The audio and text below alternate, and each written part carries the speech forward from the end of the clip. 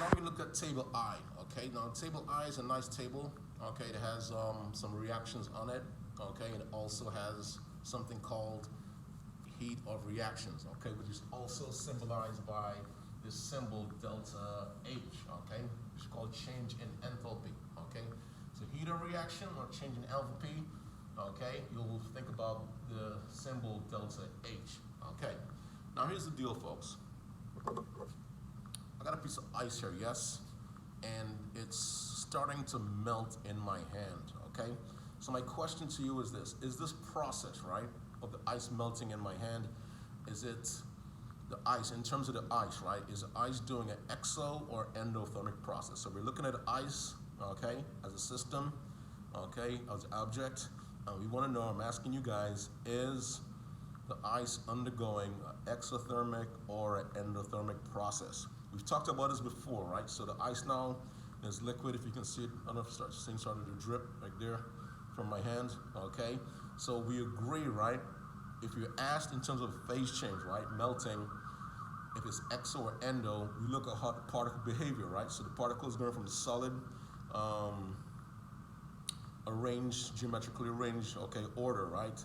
Okay, to liquid, which is more, more random, more scattered, right? So we agree that if it's scattering out, more spreading out, we agree that it has to take in energy to do that, right? So the melting of ice is a endothermic process, okay? Now, how would you represent that in some type of reaction, okay? All right, or equation. So you'll simply do this, right? You'll do H2O S, yes? Okay, so S stands for solid. Arrow H2OL. Okay, now the thing is now, how would you represent that with delta H in this particular situation, okay? So what you do is this, you look on table I, right? Now if you notice at the bottom of table I, it says delta H, the heat of reaction or the change in enthalpy values are based on molar quantities. And I'll explain what that means in a second. Represented in equations. A minus sign indicates an exothermic reaction. Okay, so simply, folks, if you're exothermic, if you're releasing energy, okay, your delta H is negative, you're releasing energy, that's how you represent an exothermic reaction. But we just agree, guys, that this process, right, of solid to liquid, of melting, is endothermic, right? It's taking in energy. So if exo is negative, okay, remember in chemistry, right? If you know one, sometimes you know the other, based on, simple arrangement. We are gonna write delta H is equal to some positive value, okay? Now, I'll make up a value, I'm just making it up, okay, guys? So don't write me, I'm making it up. I'm gonna say positive, I don't know, 400 kilojoules. Okay, let's make it up right there, good. So to melt this certain amount of ice, it's positive 400 kilojoules. Now the key point here, folks, is this. If you see your delta H, right, delta H written on the side someplace, and they write positive value of certain number of kilojoules, it's telling you that the reaction is endothermic. All right, that's one way of representing endothermic.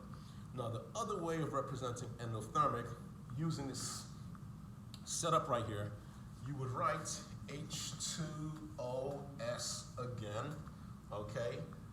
Now you write plus 400, okay, kilojoules, all right? Arrow H2O liquid, all right? So what am I trying to do here?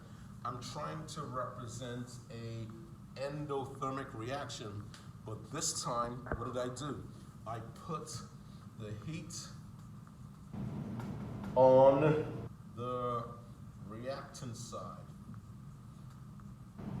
Okay, the heat is on the reactant side. All right, on reactant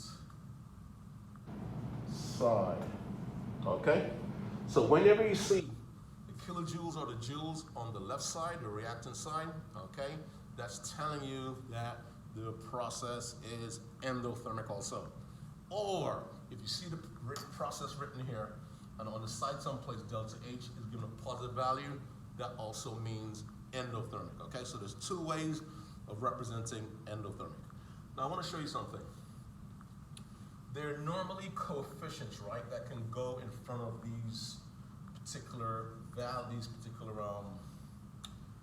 substances, right, in the equation.